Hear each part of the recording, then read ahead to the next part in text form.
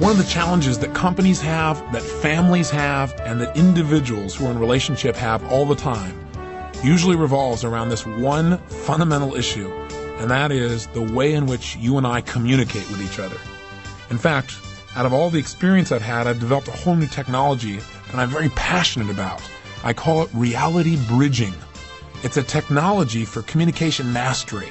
It allows us to communicate with each other in a way that takes out a lot of the stress and a lot of the pain and a lot of the problems. And I'm starting to do it now in companies and seeing absolutely incredible results. And I've also now begun to use it with individuals and just seen incredible changes. I worked with a couple the other day who were literally at the point of divorce, and it took me about 15 minutes of utilizing this technology to completely turn it around. So it's very simple, it's very basic, but it's also very powerful, because our ability to master our communication style, our communication abilities, really is the ability to master our life. And I think maybe we got to start with some presuppositions that I'm building all this upon. If you've been to any of my other seminars, I usually start most of my seminars talking about how the quality of our life is the quality of our communication. And I want to reinforce that theme here before we begin talking about anything else. In other words, it's not the events of our life that determine how we feel about things or how things turn out, but rather how we communicate to ourselves about the events of our life. It's not what happens, in other words, it's what we do with what happens inside of our head that determines how we feel and how we react. If we want to really master our life, we got to master the way we communicate, number one, with ourselves before we ever master the way we communicate with other people. In other words, I can't communicate to you what my real needs are if I don't know what they are. If I'm just reacting to you, if I'm just responding to you out of anger or upset or frustration, I've got to know what I really want if I'm going to get you to help me to achieve it, and vice versa. I got to understand what you really want if I'm going to meet your needs. And even more importantly, you and I have to realize, beyond meeting each other's needs, that the way we're feeling about anything in our life is based upon the meaning that we associate to that situation. In other words, nothing in life has any meaning except the meaning we give it. I'll give you an example. The other day I read about a gentleman in Hawaii who was out body surfing off of Kauai, the island of Kauai. And what happened? He was attacked by a shark, and the shark literally bit off one of his legs from just above the kneecap down. Unbelievably gross, unbelievably intense. Now, what does that mean to this man's life? Well, it's going to mean whatever he makes up about it. Whatever he decides it means is going to determine how he feels. Now, what would be a logical meaning based on how most of us in life look at things? Well, most people would say the meaning is he lost something. He lost a leg. He's going to be marred for life. He's going to be scarred for life. Not true for this man. There was an interview done with this man a couple days later. And the reason the interview was done was not just to tell a story, but he requested it because he was very concerned that as a result of the attack on him and the loss of his leg by sharks, that all of a sudden people are going out in the waters and seeking them out and trying to kill them off. And he tried to explain to people on both radio and television interviews that really it wasn't that bad. That the reality is that he was responsible. He knew there were sharks in that water. He knew he shouldn't be water surfing there, that they were just doing what they do naturally. And the bottom line is he had learned an incredible lesson. Oh my gosh, can you believe this? I don't think I would respond quite so healthily. But I can tell you one thing, it was amazing. This man created a meaning, and it was an empowering meaning for himself. He actually focused on the shark and what was going to happen to sharks because of the situation rather than himself. At our certification last year, on one day, I brought in 3 people who were incredibly special. A gentleman named Kevin Saunders, one named Mick Davis, and a gentleman named Dax. I brought them all in because they've all been through incredible physical tragedies. One's a paraplegic, one's a quadriplegic, and one's entire body was burned off, all their skin, and was blinded by this experience. And I brought them in because they're some of the most happy, well-adjusted, successful people that I know. They're better off than most people that have all their limbs and all their body intact. They seem to have more joy, more fun, more playfulness. And I brought them in so that everybody else in the room would get one message real clear. You have no problems. You know, if you look at these people and see how happy they are, you know you have no problems. You have no right to feel bad. And the reason they feel good is they have mastered their communication with one person, themselves. They've mastered the meaning they've associated to things. You know, you talk to Kevin Saunders, paraplegic, but that's not how he labels himself. He was in a grain elevator accident. And you know what happened? He lost the use of his legs. But he's become a wheelchair athlete. He won a bronze medal in the Olympics and the wheelchair competitions. He's absolutely one of the most inspirational people you ever meet. And he's going out helping kids to stay off drugs and helping other people that are in wheelchairs to understand that, hey, being in a wheelchair doesn't mean that you don't have the same opportunities. In fact, you can get some places faster in a wheelchair than other people can with their legs. He also has a dream to be a leading man in the movies, and he got himself a part alongside Tom Cruise in Born on the 4th of July. I mean, this man is a total inspiration because the meaning of his accident was not that he was marred for life, not that he lost opportunity, but that he was offered a new set of challenges. Mick Davis, when he was a young man, got drunk when he was in high school, and one day, being a top athlete in peak condition, he managed to screw up his entire body by taking a leap off a bridge into what he thought was a full area of water that was only 2 feet deep. He broke his neck and became a quadriplegic for life. What happened? He looked for a deeper meaning in his experience, a deeper meaning in life. And to be around him makes you feel incredible. He's learned how to find the adventure in a smile, how to appreciate even the smallest things in life. He's now an artist. He's a poet. He writes poems with a pencil in his lips. And he does drawings. He has incredible character. He's a demonstration of the power of the human spirit. Dax had his entire body burned off, all of his skin, and he was blinded. And you know what? He's become an attorney since then. He's learned how to give his experience a meaning that is empowering instead of disempowering. This is the first lesson of life that you and I have to master. We can't communicate to anybody else until we first learn how to communicate to ourselves in an empowering way. Part of what would make us better at communicating with each other would be if we understood what we're communicating for. See, if you understand why you're doing something, you're usually a lot better at it, aren't you? But think about it. Why do you communicate? See, most people don't know the answer to this question. Recently, I was invited to come into a major Fortune 500 company, and they invited me to come in to speak for a full day. And they said, we'd like you to help us turn around this division. And they talked to me about the division and said it was terrible, and all these people that were in the division were egomaniacs, and they all took advantage of each other, and they were real haughty, and they treated each other lousy. And this is the vice president of the company telling me this. And I said, well, how do you feel about them? He said, well, I think they're jerks. I said, well, we got to start with maybe your vision of who these people are. I said, you got to understand these people are not jerks. But you know what they do is they're behaving in a way that you don't appreciate and very few people appreciate. In fact, they don't even appreciate each other. I said, but we can turn this around. He said, well, I'm going to tell you that we've had almost everybody come in and talk to these people. And nothing's ever worked. So I thought to myself, boy, this is really inspirational. Why am I coming in here? I thought, well, it'll be a great challenge. And it really worked. And it helped me to really refine this technology. What I first did, though, is I sat down with all these people, and I started finding out, why do you guys communicate? Why do you guys talk to each other? What's the purpose of communication? And then I taught them these technologies for turning around, and it worked like magic. It's really what sold me on using this technology ongoing. But let me ask you the question, same question I asked them. Why do you communicate? Why? Think about it. What do you communicate for? Say it out loud. Say it to me back here on the tape. I'm listening to you. Why do we communicate? Well, some people say, well, I communicate to make a difference. Or I communicate because that's how you learn things. Or I communicate because it makes me grow. Or some people say, I communicate to survive. Or I communicate to get love. Some people say, I communicate to give love. Or maybe you communicate so you can have an impact. Some people communicate to try and control. Some communicate to try and understand things more. Some communicate just to release energy. Some people say, well, I communicate because communication is what life's about. Some people say, well, I communicate so I can build things. Or I communicate so I can create things. Or I communicate to get even. There's all kinds of ways to communicate. Why are you communicating? Why do you do it? Think about it. What's the purpose of communication? Very few people know the answer to this question. See, most of us in life get caught up in a habit of doing something. And we just do it that way over and over again until pretty soon we forgot why we even started, why we're even doing it in the first place. You don't want to become unconscious. Unconscious communication creates pain. It hurts you and it hurts the people around you. So stop and think, why do we communicate? We communicate, I think, for 3 reasons. Number 1, we communicate to create a positive feeling inside of ourselves or to amplify a positive feeling we're already having. In other words, to make it even better. For example, when you're really excited about something, how come you want to tell somebody else about it?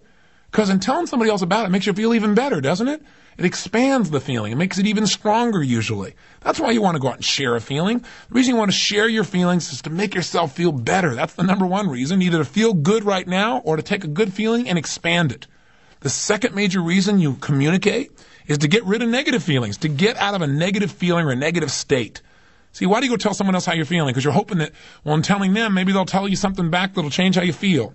Or if you're angry, you think, well, gosh, if I, let them know how I'm feeling, if I get this out of my system, then maybe I won't feel so bad anymore. So the second major reason we communicate is get out of a negative feeling. And the third reason we communicate is real simple, to create a new result.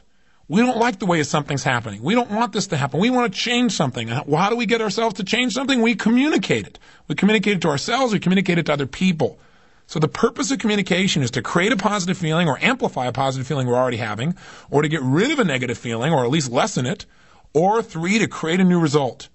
But I got a question for you. Why do you want to create a new result? Why do you want to change anything?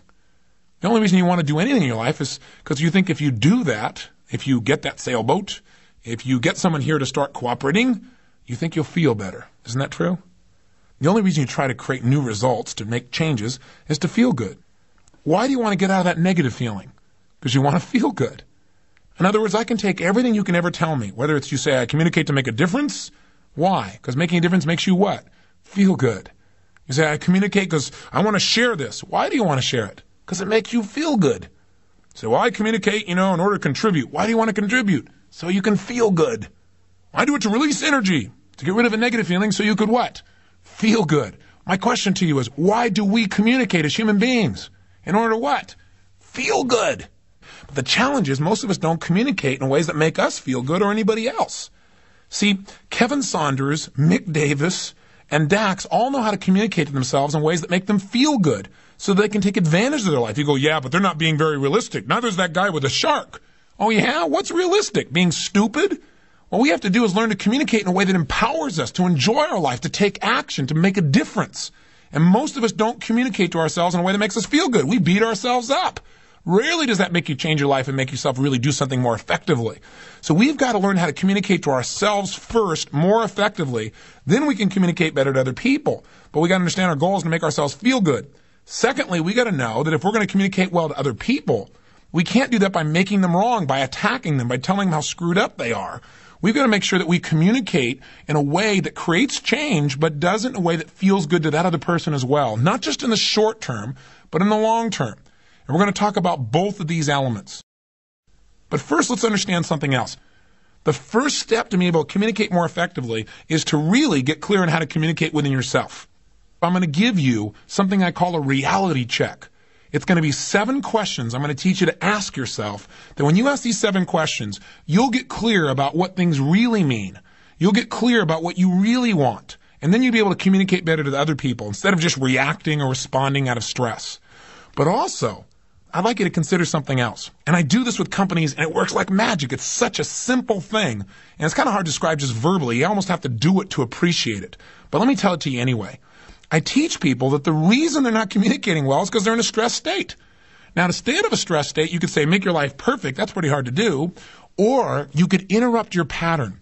In other words, when you get stressed, there are certain things you do. Maybe you smoke a cigarette, or all of a sudden you lash out at somebody, or you all of a sudden curse, or maybe you close in and you get real quiet, or you retract your love from somebody. We all have weird patterns of things we do when we get stressed, especially in communication. The way to deal with those patterns is to, number 1, identify what they are. So we usually get an exercise where I bring people together and I say, here's step 1. And by the way, the exercise I described for them, I'd like you to do it here. The first step is to write down and be honest with yourself, dirt honest. How do you communicate when you are stressed? In other words, what are some of your patterns? What do you do verbally and what do you do non-verbally? What do you say to people when you get angry or stressed? How do you respond to them? And how do you do it non-verbally? What kind of facial expressions? What kind of gestures? What kind of movements? What are some of the things you do? Because see, if you identify this, you'll be aware of it. And all of a sudden you'll catch yourself doing it and you'll stop it in the future. So step number 1 is we have people write that down. And step number 2 is this. After you've written down all the ways you communicate when you're stressed, both verbally and non-verbally, and you've really been honest with yourself, you might get a little chuckle as you take a look at how you really are. Step 2 is answer this question. How do you try to get leverage on people when you're not getting your way? What do I mean by that? Well, what I mean is, let's say there's something that's real important, you're not getting your way and you're stressed out. How do you try to get leverage? Do you get leverage by crying? Do you get leverage by demanding? Do you get leverage and get them to do what you want by pulling rank? Do you do it by getting really intense, making people fearful of you? Do you do it by, acting like it doesn't matter and pretending like nothing ever matters and being a martyr? What do you do to try and get leverage? What do you do? And be honest with yourself. And I'd like you to take a moment right now and write down the answers to these 2 questions. Now, if you're in your car, obviously you can't write it down now, but you can, while you're driving, answer these questions in your head. And I want you to do that right now. Take a moment to do it right now. Stop the tape and do it right now. Here's what I do in corporations, and I've done it with individuals and found it to be equally valuable, but you got to have a group of people. So you may be able to do this with some of your friends, or you may want to go to work today and try this.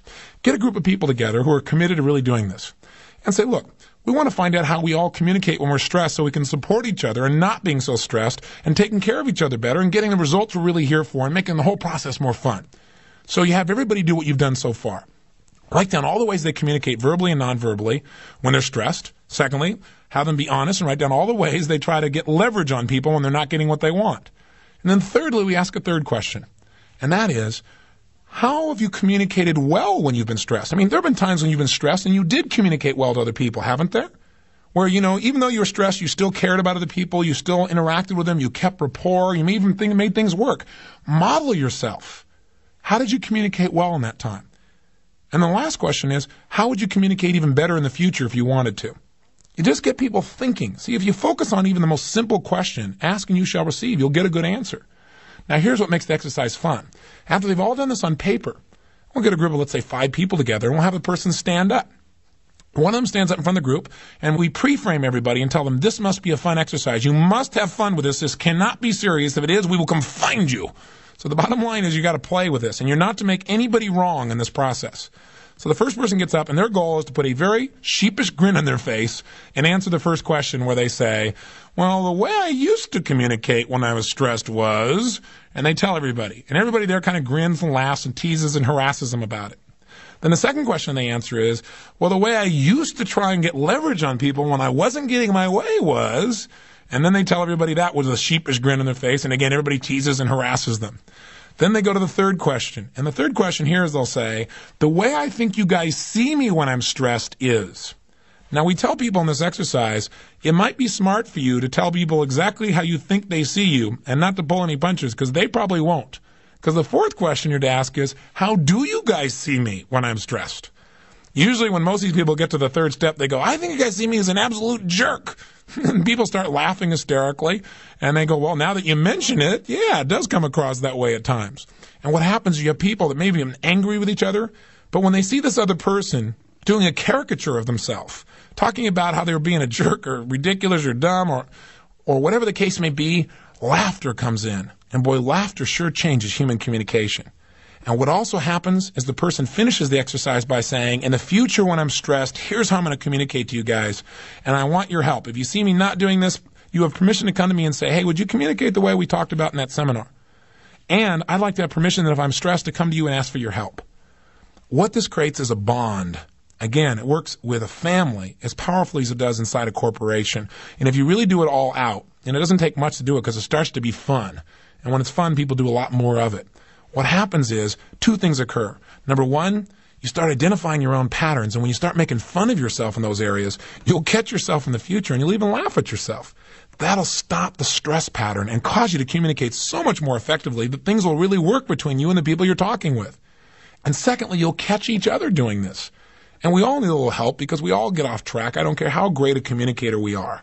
So if we really want to master our life, one thing we got to do is master the patterns of communicating that we have when we're stressed and create some better patterns, ones that empower us. Now let's go a step further than this. Beyond stress, what else keeps us from really having a communication that works between 2 people? In other words, if we want to make sure communication really works, where it makes each person feel good and it creates a new result in our lives, in our business, in our family, in our relationship. The only way we'll make sure that communication works is if we understand that communication only fails to work when 2 different people have a different reality about something. Now, what do I mean by that? When 2 people get together and they feel very strongly about what something means and they have a different idea of what something means. For instance, my wife and I have different rules for this idea of respect. See, my idea of respect is if you respect somebody, you share how you feel with intensity. My wife's idea of respect is, hey, if you respect somebody, you never raise your voice. If you respect somebody, if you don't have something good to tell them, you don't say anything at all. Well, you can imagine the kind of challenges that come out of that. We both used to have fights, and our fights were always because we had linked a different meaning to the same behaviors.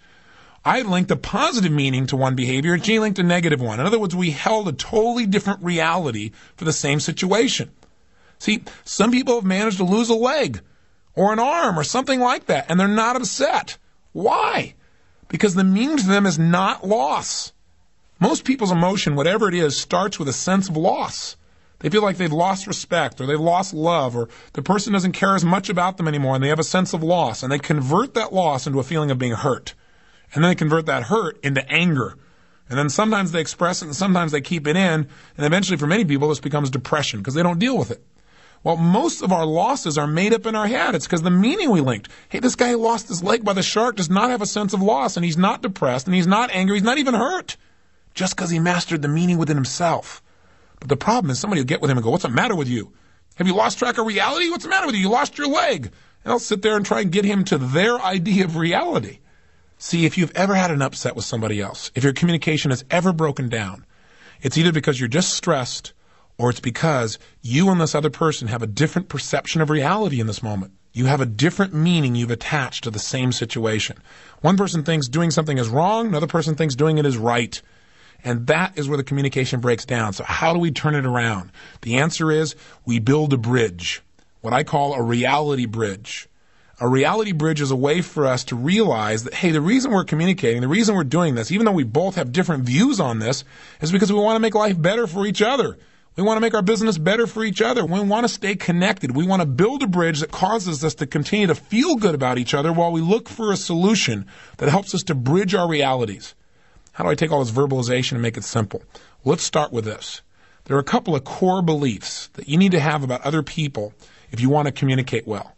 If you have these beliefs, what will happen is you'll interpret people's behaviors in a way where you don't judge people, where you don't hold a reality that's so different from them that you can't have any rapport. See, I can tell you right now how to destroy communication for the rest of your life with anybody. It's very simple. All you got to do is judge people. All you got to do is make people wrong.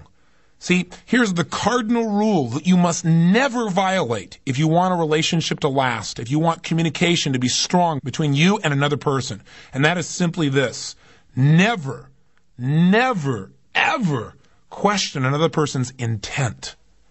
You can question all day long my behaviors, whether they're the best behaviors or the right behaviors in a situation. But if you question whether or not I was doing it for the right reasons, like I was doing it just to hurt you or because I don't care about you, what do you think that does to the way I feel towards you? Well, number one thing it does, it makes me have a sense of loss. It makes me feel hurt. Like, how could you think that way about me? Obviously, I care about you. And if you keep fighting and you keep attacking, pretty soon you can destroy that communication with that person, maybe even destroy the relationship if you're not careful. So you don't want to question people's intent. How can we get around that? Again, by interpreting human beings and human behavior in a whole new way and by adopting some new beliefs. And here's the first belief you need to operate from if you want to build quality communication from now on. And that is simply this. People are not their behaviors.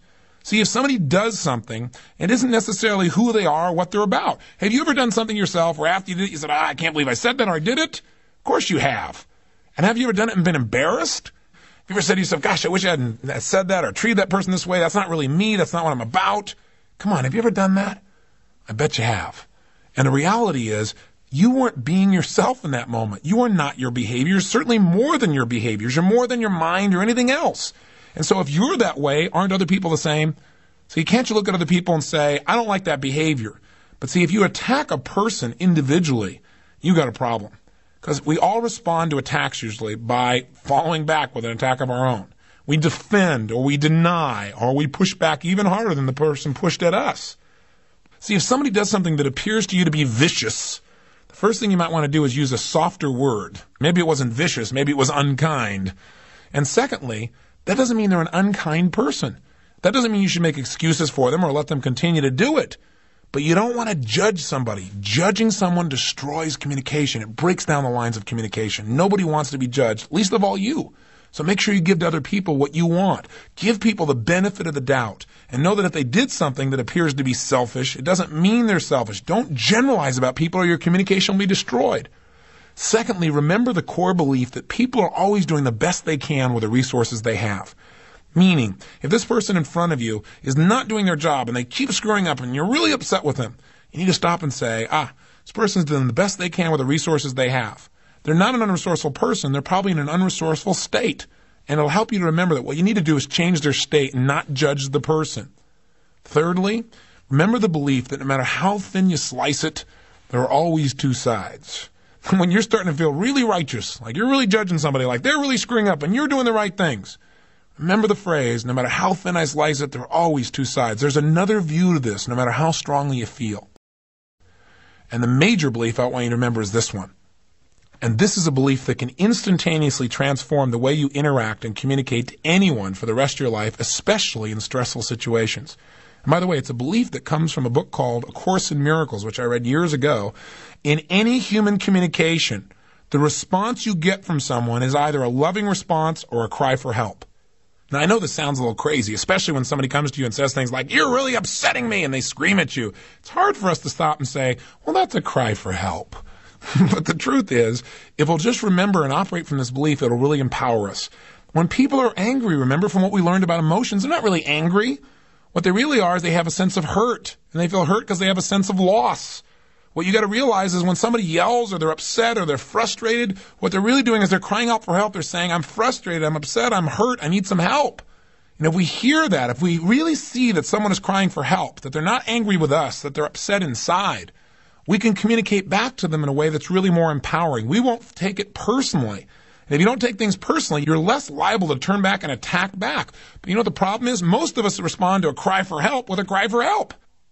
You know, recently I had an experience with my mom that was rather interesting.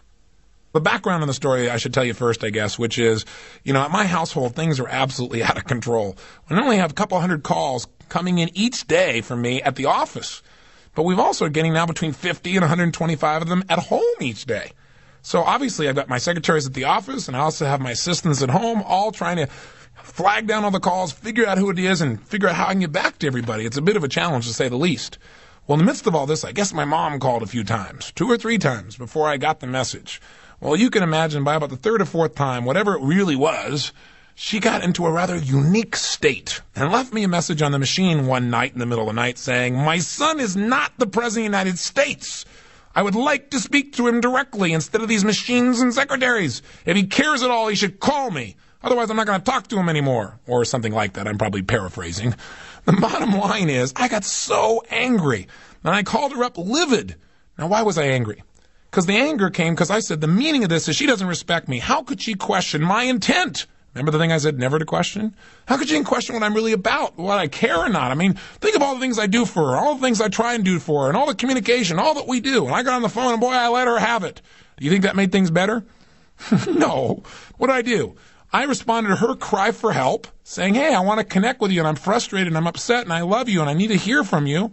I responded to that with anger by coming on my own cry for help, saying, "How dare you do this," and on and on and on, and all these things I do for you, which I was really saying, "Hey, you hurt my feelings. Please tell me something that makes me feel like you really care and that this isn't really what's true."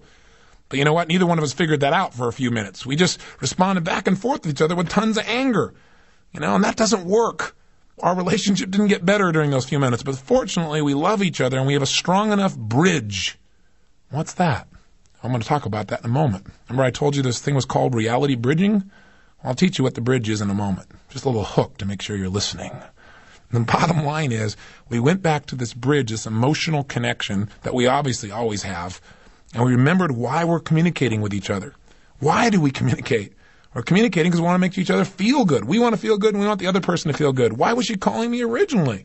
Because she wanted to share some stuff with me, because, you know, she wanted to connect with me, because she loves me. And why do I want to communicate with her? For the same darn reasons. And we got out of our stress and our reactions and stopped screaming for help and started to realize that, hey, you know, the bottom line is we both love each other, and there's just some kind of miscommunication here. Let's go back to what's real, which is our relationship. And things turned around. Now, have you ever been guilty of this? I know I have. I know that almost everybody I know has. We got to stay out of the stress. We got to stop assuming what things mean. That always gets us in trouble. And when somebody comes at us with intensity in communication, we got to step aside, not let it hit us, and say to ourselves, this person is crying for help. They're frustrated, they're angry, they're upset. They need me to come by and meet their needs. They need somebody to say, hey, it's okay. They need somebody to say, I'll help you. They need somebody to say, I hear you. I'm listening to you. I want your needs to be met. I'm sorry this happened. It's not my intent. Here's what's really true. People are just asking for clarification. So what we want to make sure is, no matter what somebody does, when they go crying for help, respond back in a loving way. Because I got to tell you something.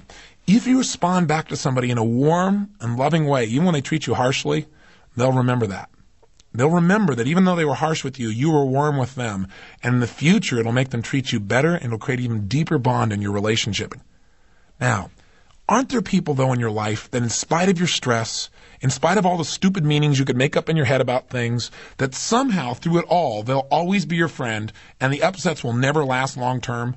Like my mom and I, we have that relationship, right? I mean, don't you have certain family members or certain friends or certain business associates that, come heck or high water?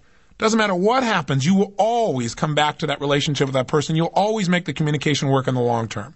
Who's somebody like that there's no question in your mind that your relationship, your communication will always be good with? Think about it. Who would it be? Now, as you think of the answer to that person, I got a question for you. Why will your communication always work with that person? Why?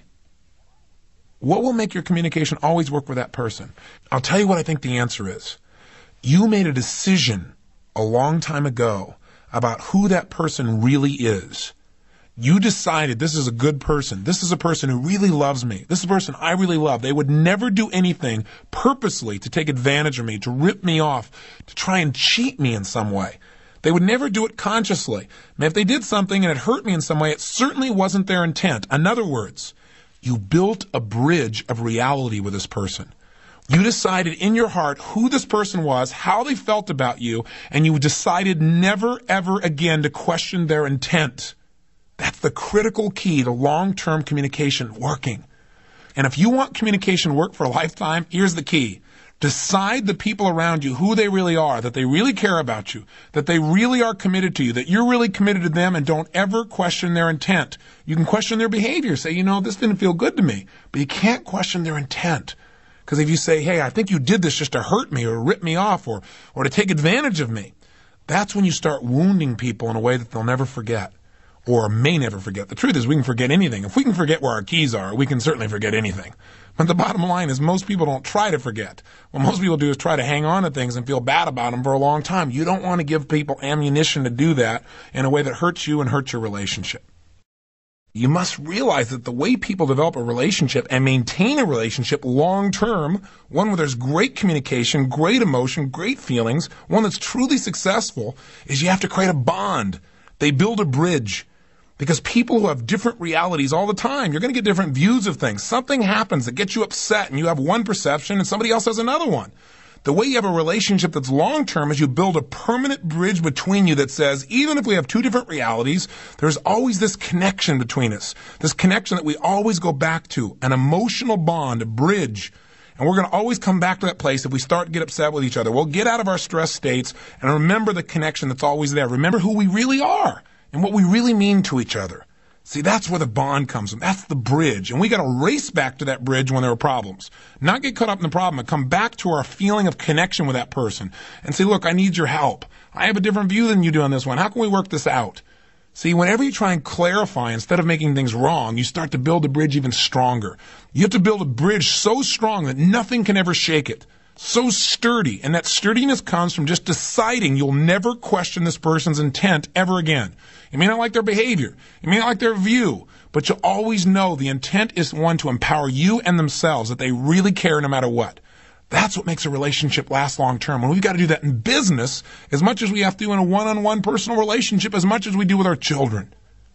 One of the things I did with a company I talked about when we started this tape, the company that having so many challenges, everybody hated each other, is I got them to do a process that made them all feel totally connected, where they began to understand that they're all really working for the same desires, the same designs. They're trying to make some of the same things happen. And there was a dramatic change once that bond was built. And by the way, it doesn't take long to build a bond. It requires a decision, and we've got a lot of processes to do that. I can't talk about those, and we'll be here all day. But you know enough things on your own to make those bonds more solid. And the first thing is just decide to feel connected to that person no matter what the evidence on the outside appears to be to the contrary. No matter what happens, in other words, decide you're not going to question their intent. Now, some people say to me, well, how do you build that bond? What if you build the bond? What if you build this bridge, this emotional connection with this person, and you feel this connection is going to be there, and then one day they disappoint you? You're going to be disappointed, I can guarantee you. They're going to be people you're going to misjudge. You're going to think they're a great person, you're going to be wrong. Is that a reason to never build an emotional bridge with people again, to always question people's intent? If you do that, you'll have destroyed your life. See, there are going to be times when you build a bridge and it doesn't work, but most of the time it's going to work. And the reason I use the metaphor of a bridge is I want you to think in terms of when you get stressed, when you get upset, when you get angry, remember, why are we communicating? Because I want to feel good and I want them to feel good. And I want to create some new results. Come back to the bridge, that emotional connection. Remember, I know this person really is. They're not their behavior. They're not how they're acting right now. Who they are is more than how they're behaving or treating me. My assumptions about them are not true because I know who they really are. Come back to the bridge. Now, some people, well, they got to cross the bridge first. No, that's not how it works. You race for the bridge. Your job is to see who can get across the bridge and reconnect fastest. You start getting upset with somebody, your job is to remember who this person really is and race back to there and say, I'm sorry I'm upset with you. I know who you really are. I know you'd never do something like this, but I just need to understand what you're trying to accomplish here. Help me out. And immediately you can reestablish the connection. Now, everything I've been sharing with you up until now, I've only been doing to get to this point where I could share with you a tool I've developed that really has changed my life, and it's worked incredibly well in businesses and in personal relationships. And I call it a reality check. What's its purpose? Well, remember, we said that all communication upsets come down to either being stressed or creating a meaning inside of our head that's not true, a disempowering meaning, one that makes us upset or judge somebody or feel a sense of loss with them. And it's not true. It's not accurate. And we all do it. So how do you deal with stress? How do you deal when you're upset, when your expectations aren't met? Well, you do it one of two ways probably. You either keep it inside and don't change it, just keep it inside and suppress it, which eventually all it does is it comes out as you being upset with that person, or it comes out with you making them wrong and laying blame. And if not to them personally, you do it inside your head, and maybe you complain to other people and create a cancer within an organization because you find other people's expectations aren't met, and then you get together in subgroup and destroy everything within a company or within a family. You can't do that. It hurts you and it hurts the people around you. Or the other approach is not to do it internally, but to just unload on somebody. You get upset about something, how dare you do this to me? The fact that you're saying they did something to you shows that you've made up a meaning that probably isn't true. They probably didn't do anything to hurt you. They're probably just trying to get a result and didn't notice the impact or didn't anticipate it. Don't go around saying I'm betrayed by somebody till you talk to them first to find out what are they trying to accomplish. So what is this reality check? It's a tool I've developed to help you to get absolutely clear on what do you really want and need out of a situation. See, if you unload on somebody, you can unload and still not feel good at the end because you haven't been able to communicate your real needs. All you've done is try to get something off your chest, and oftentimes that's not enough. It doesn't work. You still feel empty. In fact, you may even feel bad about unloading and being angry with somebody. So this is a tool, a set of questions that you're going to want to use every single time you go to communicate with somebody an upset you have. These 7 questions of the reality check will be the antidote to your being upset. Because again, most of the time we're upset, it's because of a meaning we've made up that may not be true.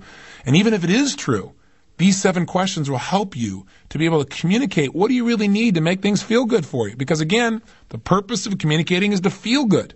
If you want to feel good, you better know what it's going to take to make you feel good. So let's get right into it. Here are the 7 questions of the reality check. Ask them every time you have an upset before you communicate to the person you think you're upset with.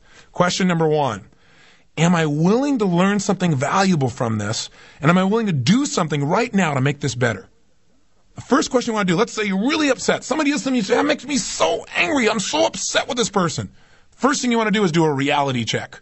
For you to do anything else, before you communicate your upset to them or suppress it, ask yourself the first question. Am I willing to learn something valuable from this? And am I willing to do something now to make it better?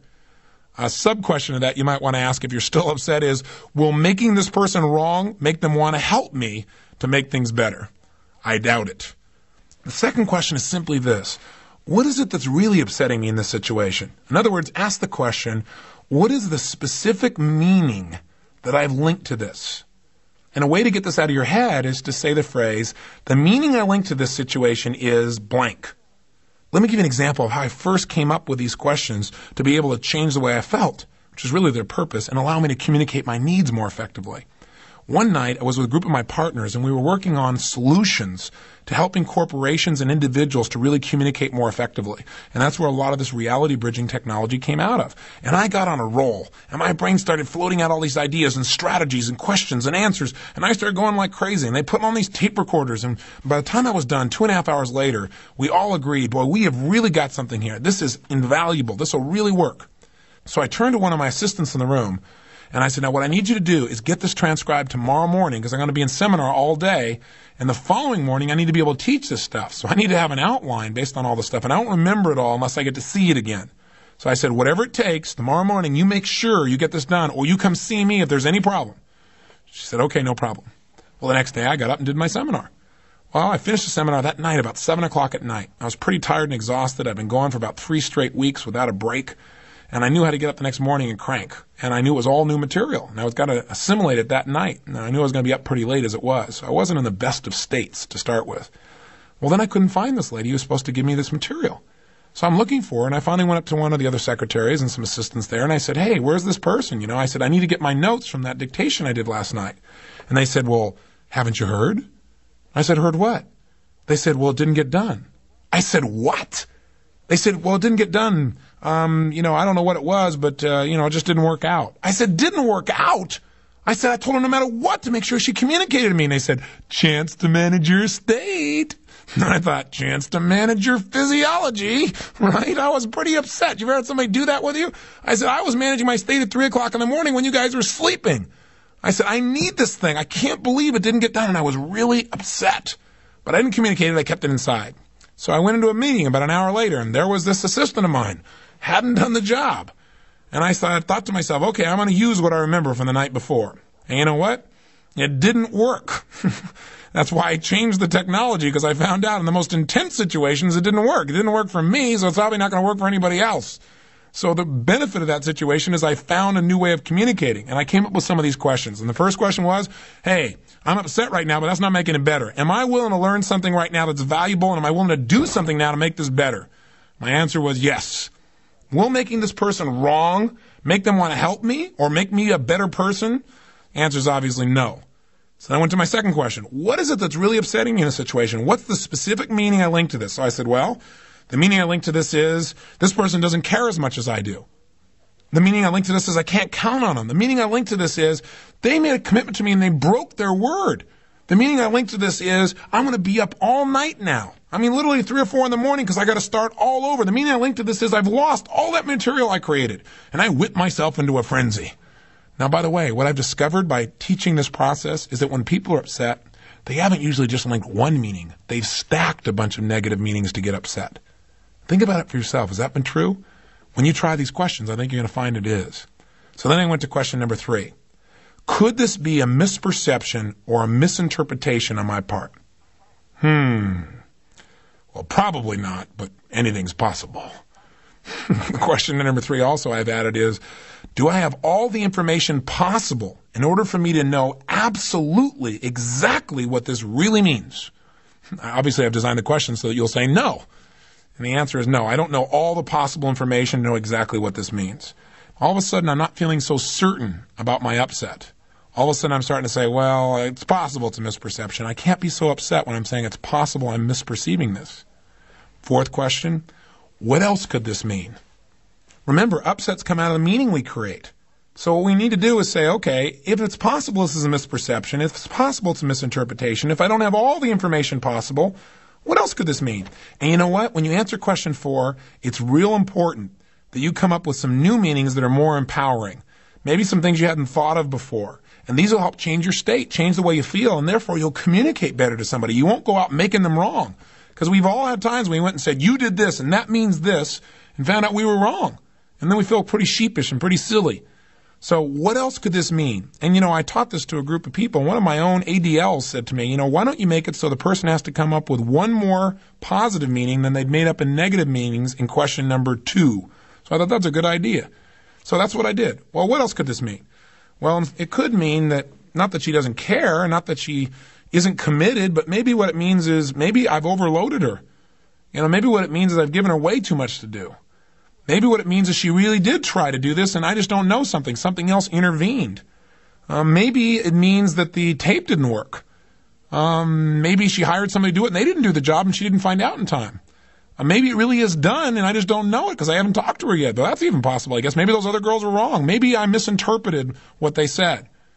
And sure enough, all of a sudden now, guess what? I'm not feeling so upset anymore. I'm feeling a little more uncertain. And being uncertain is a better place to be because it means now when you communicate, you'll try and get some clarification from that person rather than making them wrong. See, it'll work. Question number 5. This is a very important question. What do I need in order to feel good now? Remember, what's the purpose of communication? To feel good. How are you going to feel good? Find out what it's going to take for you to feel good. So my question again, number 5, is what do I need in order to feel good now? And I've given myself 8 possibilities. 1, do I need to change my perception about this? My brain went, well, probably. 2, do I need to find out more information? Yes. 3, do I need to understand this person's viewpoint, why they did this? Yeah, I need to know why. If I understood why, I probably wouldn't be so upset. 4, do I need to know this person really cares for me or just remember that they do? And I thought, well, I know they do. 5, do I need to get a commitment from this person? Yes, I need them to commit that in the future, if I say this, it gets done. 6, do I need to change the way we're doing something? Yes, in order to feel good now, I need to know that in the future this will work. So we need to change the way we get things done in this process. 7, do I need to apologize for this person? I thought that's an interesting question I never thought of. Maybe I need to apologize for being upset without really knowing what was really going on. Maybe I need to apologize for assuming. Maybe, I tell them, I'm really sorry. I got upset with you and I had no right to because I didn't know all the information. Boy, that's a state changer, isn't it? And the last one I came up with under number 5, the 8th question is, do I need to just remember who this person really is, what an incredible relationship we have, and how much I really love them? And I thought, yeah, I really do love this person. Guess what? I lost all my intensity. Guess what? I'm now in a state where I could communicate more effectively because I know what I really need. What do I need to feel good? I need to change my perception a little bit. I need to find out some more information. I need to understand a little bit of why they did it. I need to know they care about me and just remember that. I need a commitment. We need to change some of the process. Maybe I need to apologize, and maybe I just need to remember who they are, go back to the bridge. Question number 6. How can I communicate my needs in a way that truly empowers my relationship with this person? Now, unfortunately, this is a question not too many people ask in communications, especially when they're upset. And remember, what screws up human communication? When people get stressed, when they get upset. And one of the things that happens is we don't stop to think about how we're communicating. Why are we communicating again? Because we want to feel good. And if we want to feel good long term, we got to make sure other people feel good as well. So the best thing we can do to really meet our needs is find out what are our needs, and then how can we communicate them in a way that truly empowers our relationship? Because we don't want to just feel good in the moment. We want to maintain our relationship and have it expand and grow. So what are your options? Well, if you don't ask this question, your options are to go with what you do automatically. And what you do automatically is either just keep it inside and build up to explode, or maybe what you do is you just unload on people along the way or dump on people. You don't want to do that. That kind of communication won't work for you. And we all do it, and we all make the mistake. But what we want to do is do it a lot less often. And this reality check is exactly what it says. It's a checklist. Just like if I'm going to take off in my helicopter, there's certain things I want to check on each time because it's real important. If you have an important relationship, before you respond, you want to go through these questions. And this one's critical. So when I started asking myself, okay, how could I communicate this to her in a way where I could really empower my relationship, I started to come up with ways of doing it. And I thought, well, if I make her wrong again, obviously that's not going to empower the relationship. If I attack her, that's not going to work. If I ignore it, it's not going to get any better. I got to be sincere. I got to be honest. How could I do this? And I thought, well, years ago when I was first getting to know my wife, Becky, I was trying to figure out how we could communicate because I had a lot of intensity. And sometimes when she'd communicate something to me, I get upset. And finally I taught her, I said, honey, tell you what I want you to do. From now on, if you'll just come to me and say, I need your help, that's like a magic word for me. I would do anything for somebody if they just say, I need your help. But if they say, you're making me mad, that doesn't get me to want to help them. And I said, I think I'm like most people. So I started thinking, okay, if I went to this woman and I said, I need your help, I think that would change the way she responds than if I said, I have to talk to you about something, I'm very upset about it. Or if I said, we need to talk. That doesn't set people up to be able to hear you very well. So I thought that's one good approach. She's really a great lady. She really wants the support. And if I ask for her help, she probably will help me. Secondly, I thought, well, if I tell her how I felt, she may still interpret that as making her wrong. So what I need to do is make it clear that when this situation happened the other day, I misinterpreted something. In other words, I need to give her the benefit of the doubt since I don't know what's really going on. And thirdly, I thought, what am I really doing? I just need to get some clarification. So that's what I should talk to her about. Not that I have to, straighten something out, but I just need to clarify something. Clarifying feels a lot lighter than straightening everything out. So my strategy when I come to answer this question of how can I communicate my needs in a way that truly empowers my relationship is, number one, I take a look at when to communicate it. I want to be intelligent. I want to do it when they're stressed out of their mind and they won't be able to hear me. 2, I don't want to say, we need to talk. I want to come to the person and say, I need your help. The other day, and be real specific, the other day when this situation happened, I misinterpreted that to mean that you really didn't care. And you know what? I know that's not true. Why would you say that? Why would you say, I know that's not true? Because you want to make sure this person understands you appreciate them and you don't ever question their intent. So I said, I know that's not true. And what I just need from you is some clarity as to why this thing didn't get done, because, I just don't understand. And she looked at me and she just softened. You could see her shoulders just drop. And I said, last night when we talked and this thing was supposed to get done on the dictation, and, my misinterpretation was I made it really clear that it had to be done. And when it didn't happen, I misinterpreted that to mean that, you weren't as committed as I am to get the project done. And, I know that's not true because I know who you are. I know how committed you are. But I just need some clarification because it's a little frustrating me as to what really happened. She said, thank you so much for saying this way, because she said, I've really been dreading talking to you about this. She says, I feel really bad. But she said, the truth of the matter is I did go to get it done. And we hired a local firm here to transcribe it, and they didn't get it done because they couldn't understand the tape. They didn't understand some of your terminology, so they just decided not to do it. And I didn't find out till about 4:30 in the afternoon, and you were going on stage at 5, so I thought I probably shouldn't tell you right before you got on stage, or you'd be thinking you're going to be up all night. I was trying to support you. Boy, I felt pretty stupid, pretty sheepish. She said, I know I should have told you. And she said, I should have been there afterwards to tell you. She said, but I got pulled out of the meeting and these other girls told you, and they told you in a way I feel really bad about. She said, I would do anything to support you. I'll stay up all night if necessary to get this thing done. I said, well, gosh, I really appreciate the clarification. And I'm really sorry I even thought those negative thoughts. And, we do need to do something in the future so this never happens again. She goes, yeah, I know I should have followed up. I said, nah, I wouldn't have thought of it. And all of a sudden I'm defending her, And that's the neat thing about communication.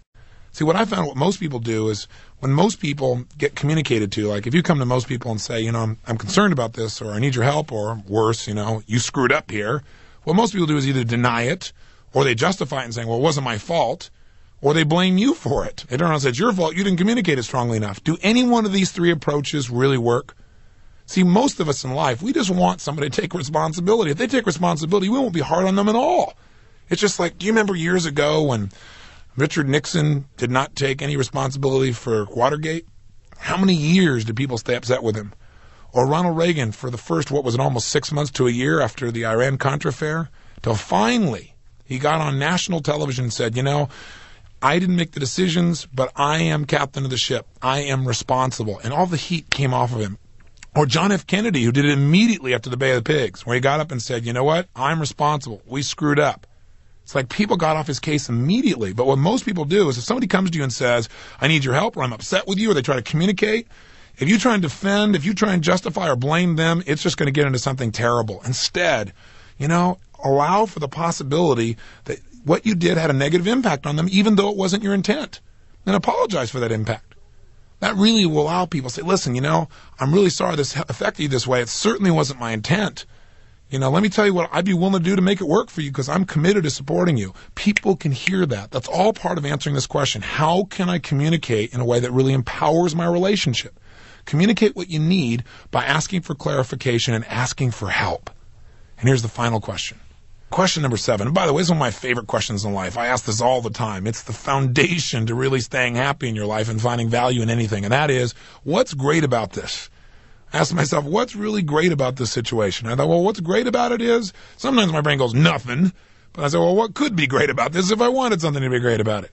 And my brain said, what's great about this is I developed a whole other technology all because of this challenge. All because of this situation, I developed something that was much better than what I had asked somebody to transcribe the night before. Now, that's not an excuse for anybody listening not to follow through and say, well, gosh, look at all the good things that came out of you not getting what you needed. But on the other hand, if you want to find something good in any situation, you always can. All you got to do is look for it. All you got to do is focus on it, and questions focus our mind. So what's great about this? What's great about this is it's a chance to even get closer to her. What's great about this is a chance for me to reaffirm my faith even more in this person, and I can count on her in the future. What's great about this is seeing how committed she really is. What's great about this is for me to really appreciate the people I have around me even more. All of a sudden, the situation only a few minutes before had me in near rage has now got me really excited about the possibilities that it can generate for my future. Now, by the way, did I do this reality check like one time and now, I never ever get upset? Of course. I'm just, one of those kind of people. Not hardly. Like everybody else, things happen. And when they happen, sometimes I get upset. My upset is always about what? The meaning that I've made up about the situation. And again, remember, it's not usually one meaning, it's stacked meanings. So for now, here's what I want you to do for your homework. Your homework's real simple. First of all, remember what we've talked about here.